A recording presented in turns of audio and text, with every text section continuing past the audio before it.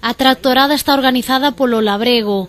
As outras dúas organizacións maioritarias decidiron non acudir, unha decisión que o Labrego non comparte, con todo chama a participación a todos os gandeiros. Facer un chamamento a todos os gandeiros e gandeiras a participar nesta tractorada.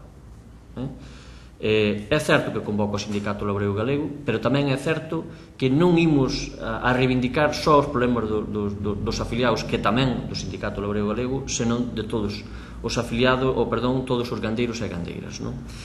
A marcha, que será pacífica, partirá na estrada da estación de autobuses ás 11:15 para xuntarse contra as 12 en Pontevea e continuar a marcha ata o antigo mercado de gando de Salgueiriño. Na zona do Deza, os tractores sairán do Regueiriño para xuntarse cos de Silleda contra as 11 xunto á curva de Nudesa para participar pola Nacional 525 en dirección á capital galega.